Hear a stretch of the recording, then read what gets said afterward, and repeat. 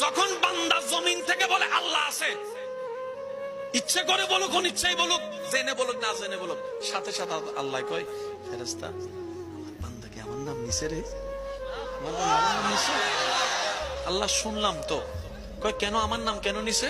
আল্লাহ তার পেটের মধ্যে বাচ্চা, ডাক্তারের টাইম দিছে আর মাত্র 15 দিন বাকি আছে, কিন্তু এখান থেকে পেইন উঠলে যে সদরে নিয়ে যাবে, রাস্তাঘাটও ভালো নাই, এরকম কোনো সুযোগও নাই, তার জামাইয়ের ওখানে কোনো টাকাও নাই যে বাহিরে কোনো 3-4 দিন রাখবে, কোনো সুযোগ নাই, কিন্তু সে অনেক বড় বিশ্বাস নিয়ে এতটুকু বলছে তার শাশুড়িকে, মামি শাশুড়িকে, খালা শাশুড়িকে, মাকে, চাচিকে, আমার আল্লাহ আছে, আমার আল্লাহ আছে, আমার আল্লাহ আছে।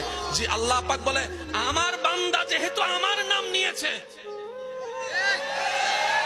সুবহানাল্লাহ বলে না, আমার বান্দা বুঝে নেক আর না বুঝে নেক, আমার নাম নিয়েছে।